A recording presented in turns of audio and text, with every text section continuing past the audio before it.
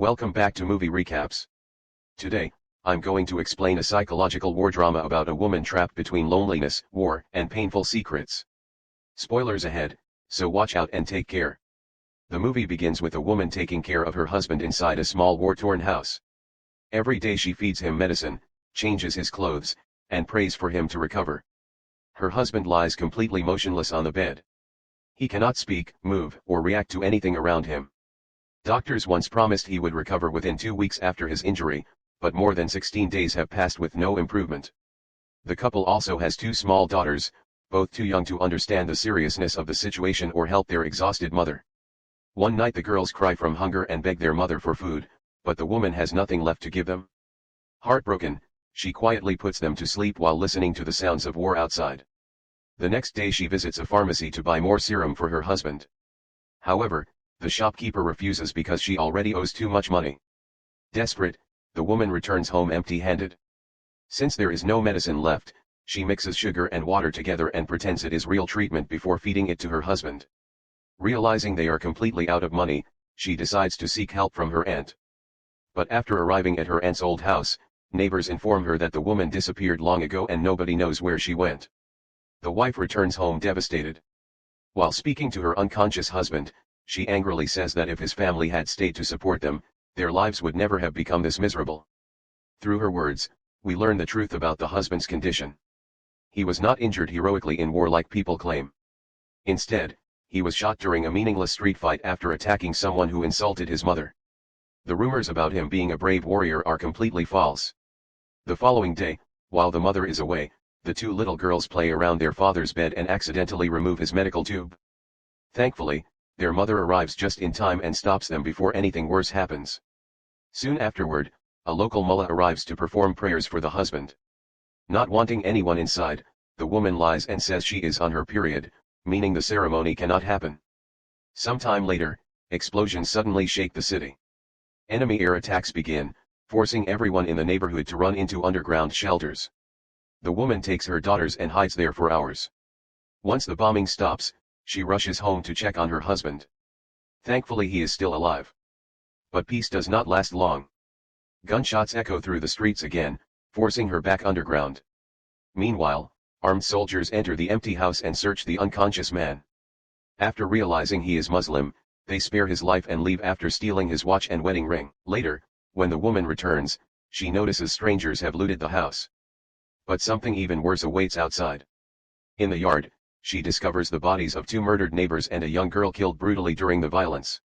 Their mother has completely lost her mind from the trauma. Realizing the city is becoming more dangerous every day, the woman gathers her daughters and belongings and once again searches for her missing aunt. At first another elderly woman refuses to help or shelter her. With nowhere else to go, the exhausted mother sits silently on the stairs until the woman finally takes pity on her and reveals her aunt's address. Eventually she reunites with her aunt, who now secretly lives inside a hidden hotel far away from society. The aunt explains that her own life was filled with suffering too. Years earlier, she was forced to kill her abusive stepfather to protect her mother and sisters. Now she hides from the world in shame. Despite finally finding safety, the woman cannot stop thinking about her helpless husband left behind alone. Overcome with guilt, she returns home.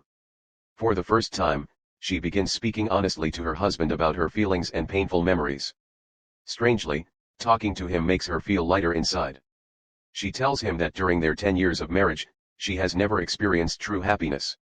Even on their wedding day, he was absent because he was away fighting, forcing her to marry beside only his photograph. During the first 3 years of marriage, he barely returned home at all. Meanwhile she suffered greatly living with his family. The woman slowly realizes she is confessing things she has buried inside for years. She then speaks about her own childhood. Her father cared more about his fighting quails than his daughters. One day, after losing a cruel gambling bet, he gave away her 12-year-old sister to an older man. Terrified she might become the next victim, the woman secretly released all the quails from their cages, allowing a cat to kill them. As she continues speaking, she finally admits something shocking. Her husband never truly felt like a husband to her.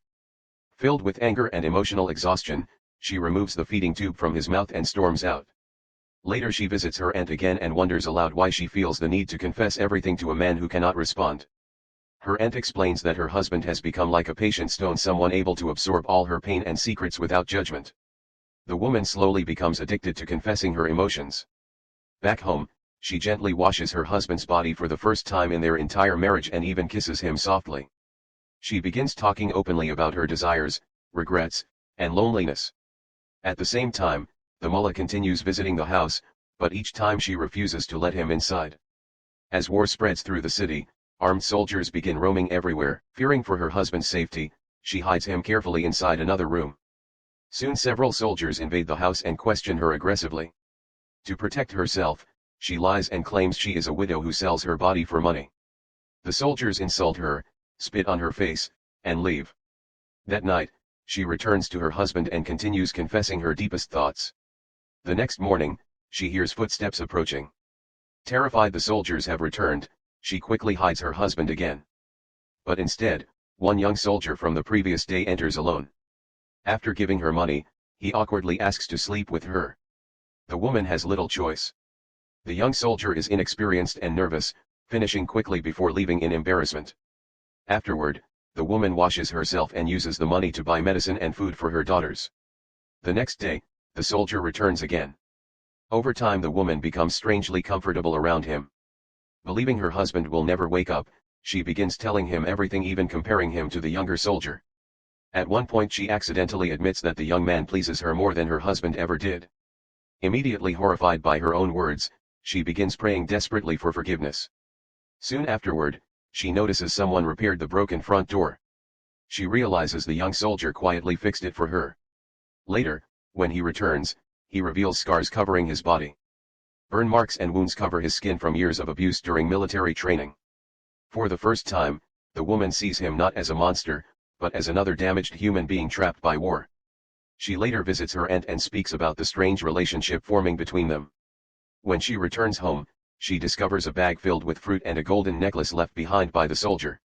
For the first time in years, she feels appreciated as a woman. Eventually, while confessing more secrets to her husband, she reveals the darkest truth of all.